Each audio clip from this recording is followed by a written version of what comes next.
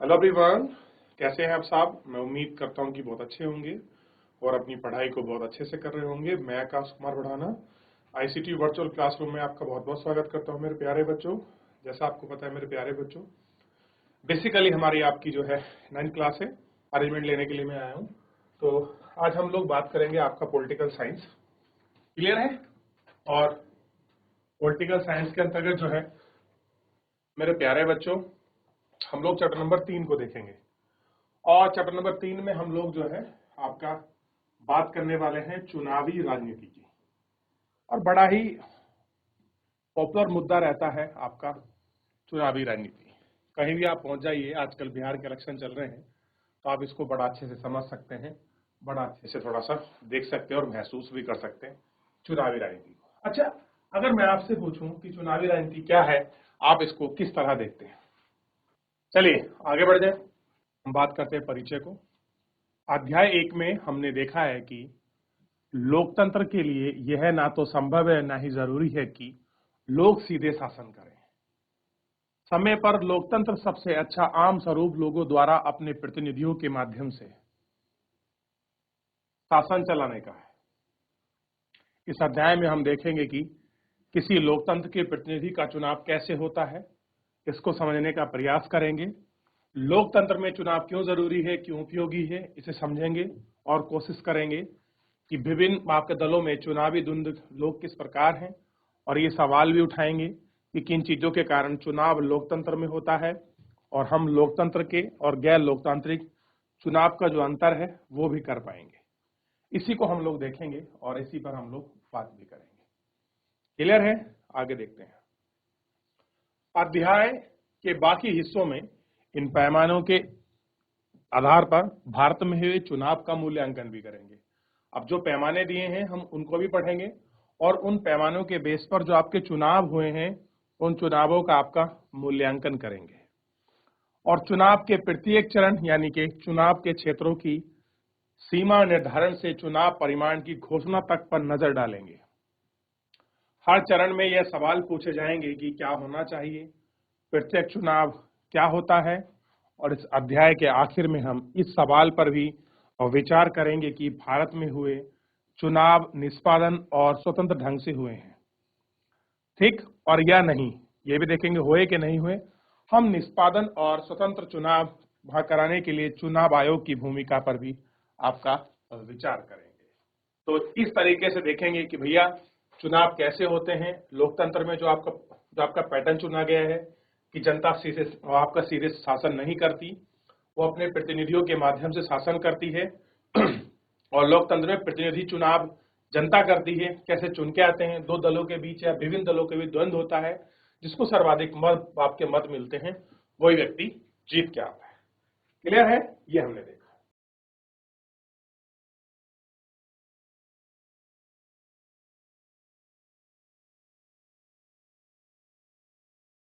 चलिए आगे बढ़े। चुनाव क्यों? अब बात करें कि ऐसा क्या कारण है कि आपको चुनाव कराने पड़ते हैं, चुनाव ही क्यों हो। अब आप मुझे बताइए, सरकार चुनने के माध्यम क्या हो सकते हैं? सरकार चुनने के कुछ माध्यम हो सकते हैं, कुछ लोग विरोध कर सकते हैं किसी चुने हुए का।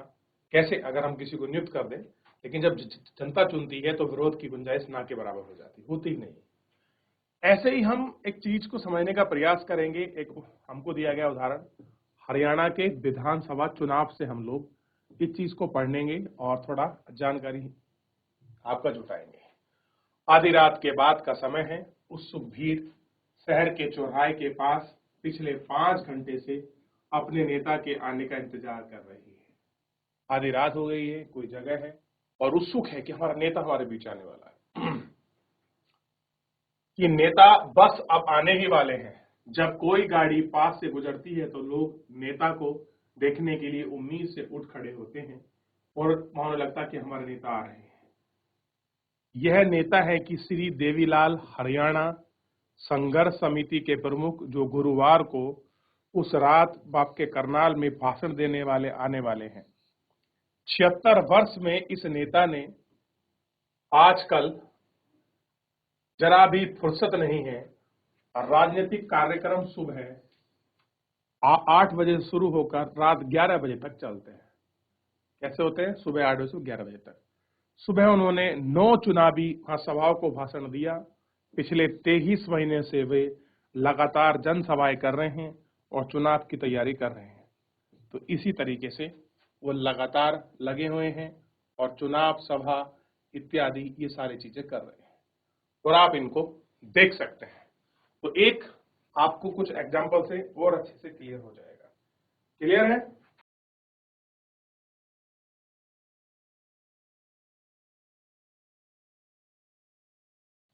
चलिए देख लिया आपने, आगे बढ़ जाते हैं, बात करते हैं अगली चुनावी सभा को क्या कहने वाले हैं। आप देखिए, हरियाणा 1987 में विधानसभा चुनाव से जुड़ी हुई एक अखबार की खबर है कि राज्य में 1982 में कांग्रेस पार्टी की अगुवाई में सरकार थी, यानी कि कांग्रेस पार्टी की सरकार थी, उसी के नेताओं ने चुनकर सरकार बनाई। तब विपक्ष में एक नेता चौधरी देवीलाल, विपक्ष में कौन नेता थे? चौधरी देवीलाल। और ये न्याय युद्ध के नायक आंदोलन के नेतृत्व किया, एक आंदोलन चलाया न्याय युद्ध, और उसका नेतृत्व कर रहे थे कौन? चौधरी देवीलाल। लोकदल नामक नई पार्टी का गठन किया गया। उन्होंने पार्टी के चुनाव में कांग्रेस के खिलाफ अन्य विपक्षी दलों को मिलकर एक मोर्चा बनाया। अपने चुनाव प्रचार में देवीलाल ने कहा कि अगर उनकी पार्टी चुनाव जीतेगी तो वो किसान और छोटे व्यापारी का कर्ज माफ कर देंगे। उन्होंने वादा किया कि उन्हें सरकार का पहला मौका होगा। कैसा होगा? उन्हें सरकार का पहला मौका होगा। लोग तभी से सरकार की ना खुश थे कि देवीलाल के वायदे की तरफ आकर्षित हुए। जब वे चुनाव हुए तो उन्हें लोकदल और उसके सहयोगी दल ने विपक्ष में जमकर वोट दिया। लोकदल और उसके सहयोगी पार्टी को राज्य की 90 सीटों में से 76 पर जीत हासिल की। कितनी? 76 सीटों पर जीत गए। लोकदल में अकेले 60 सीट मिली। कितनी? 60। उसे स्पष्ट बहुमत मिला और कांग्रेस के साथ हाथ सिर्फ 5 सीटें आई। अब सोचिए, जो आपका 90 में से आपका सरकार चला रही थी, अगले साल चुनाव हुआ तो केवल कितनी सीट आई? 5 सीटें आई। सोच के देखिए, सरकार किसकी बन गई? देवीलाल की, केवल एक भाषण से, जो कर्जा है हम उनको माफ करेंगे। सोचिए। तो बहुत बार बहुत सारे डिसाइडिंग भाषण क्या होते हैं, वो फैक्टर बन जाते हैं और वो चेंज करते हैं। क्लियर है?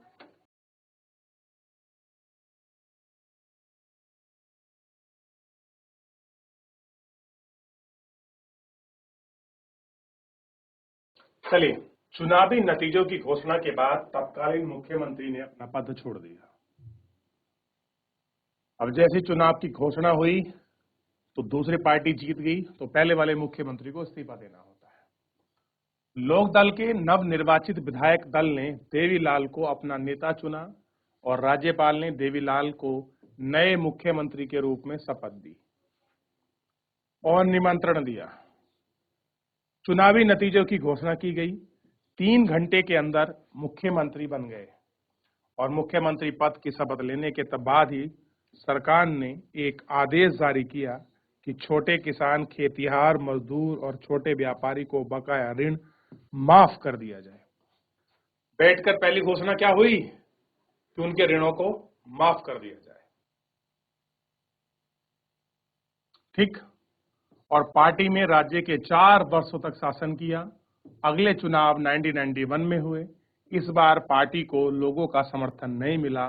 कांग्रेस पार्टी ने चुनाव जीत लिया और दोबारा सरकार बनाई। फिर कांग्रेस आ गई। तो इस तरीके से ये सारी चीजें, ये सारे जुड़ाव जो हैं आपके चलते रहते हैं। तो क्या हुआ? कांग्रेस पार्टी की सरकार बनी। तो पहले किसकी थी? कांग्रेस की। फिर कांग्रेस 5 सीटों पर आ गई। फिर कौन जीत गई? आपका देवीलाल वाली पार्टी। फिर देवीलाल हार गए। फिर नेक्स्ट ईयर कांग्रेस बन गई। तो ये चुनाव का जो सर्कल है ये आपका चलता रहता है और आप इसे देख सकते हैं। ठीक। अब प्रश्न ये उठता है कि आप मुझे बताइए, आखिरकार चुनाव की जरूरत ही क्यों है? हमें जरूरत ही क्यों है कि हम चुनाव कराएं? बताइए। क्या ऐसा नहीं हो सकता कि हम बिना चुनाव के किसी व्यक्ति को कहें कि भैया आप पिछली बार मुख्यमंत्री थे, आप ही बन जाइए? आप ही पिछली बार एमएलए थे, आप ही एमएलए बन जाइए, क्या ऐसा नहीं कह सकते हम लोग? किसी भी लोकतंत्र में नियमित अंतराल पर चुनाव होते हैं। कैसे होते हैं? जो नियमित अंतराल है उन पर चुनाव होते हैं।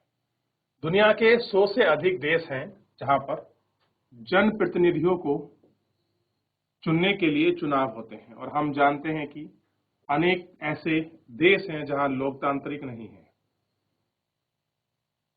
वहां भी चुनाव होते हैं। केवल आप ये कहो कि डेमोक्रेसी में ही आपका इलेक्शन होता है, तो ऐसा नहीं है।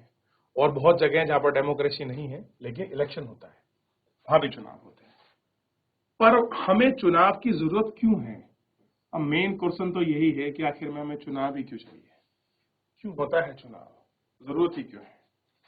आइए बिना चुनाव वाले लोकतंत्र की हम कल्पना करें कि जहां पर चुनाव होते ही नहीं है, उस लोकतंत्र को देखिए, आप कल्पना कीजिए कि वो लोकतंत्र होगा कैसे। अगर सारे लोग रोज साथ बैठे और सारे फैसले मिलजुल कर लें, तो बिना चुनाव के लोगों का शासन संभव है? कह रहे भैया अगर कोई फैसला लेना है, सारे लोग मिलकर फैसला ले लें, फिर क्या होगा? लेकिन जैसा हमने अध्याय 1 में देखा है कि किसी भी बड़े समुदाय के लिए ऐसा करना संभव नहीं है। अब 10,000 आदमी किसी एक फैसले को लेंगे, सोच के देखिए क्या वो फैसला हो पाएगा? 10,000 लोग यानी कि 10,000 मत, 10,000 विचार, फैसला एक लेना है लेकिन विचार 10,000 हो गए। लेकिन अगर हम अपने चुने हुए आपके प्रतिनिधियों को भेजते हैं तो वो आसानी से उस पर फैसला ले सकता है। क्लियर है ना? कि यह संभव है कि हर किसी के पास मामले पर कोई फैसला लेने का समय या उसका ज्ञान हो। इसीलिए अधिकांश लोकतांत्रिक शासन व्यवस्थाओं में लोग अपने प्रतिनिधियों के माध्यम से शासन करते हैं। प्रतिनिधि का मतलब हमारा कोई क्षेत्र है, मान लीजिए वहां क्षेत्र से लोगों ने एक किसी व्यक्ति को चुनकर भेज दिया, तो ये व्यक्ति बना वो आपका प्रतिनिधि, मान लीजिए ये प्रतिनिधि बने। ठीक, अब जो भी इनसे संबंधित जो फैसले होंगे वो कौन लेंगे? वो यही प्रतिनिधि लेंगे। इसलिए कहते हैं कि लोकतंत्र में प्रतिनिधि क्या करते हैं? फैसले लेते हैं। इसका मतलब सिंपल सा ये है।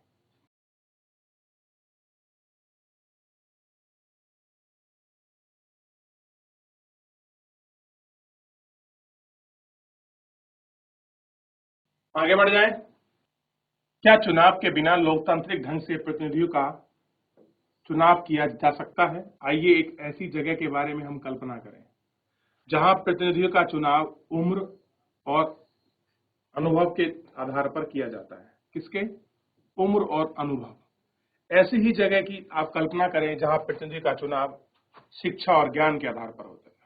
किसी को ज्यादा अनुभव का ज्ञान हो यह तय करने में थोड़ी परेशानी आ सकती है। अगर आप इस चीज को कैसे एक्सपीरियंस करोगे कि भाई किसी को ज्ञान ज्यादा है अनुभव कम है, इसके लिए थोड़ा सा कुछ अभी क्लियर नहीं है।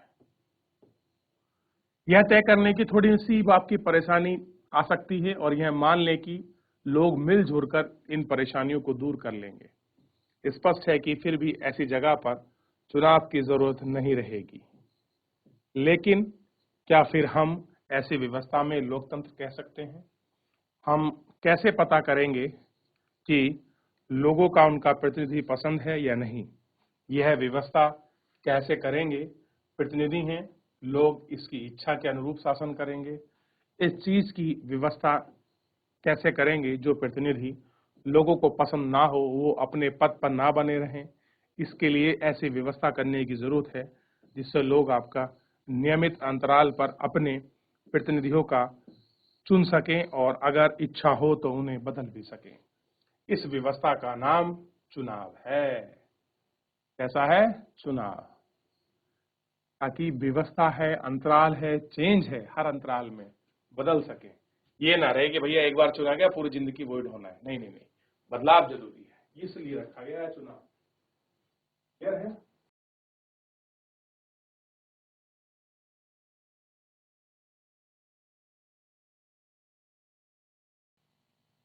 चलिए आगे बढ़े।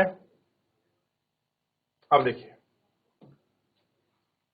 लोकतंत्र में चुनाव जरूरी माना जाता है। चुनाव में मतदाता कई तरह के चुनाव करते हैं।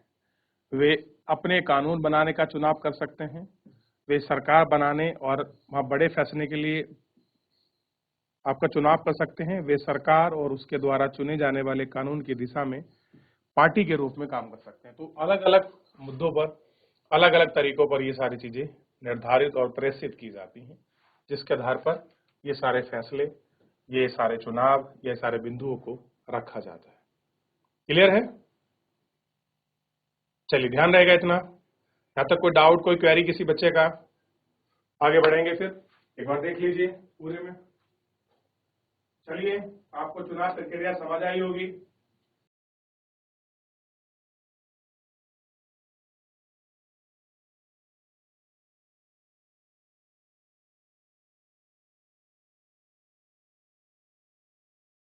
चलिए, देख लिया?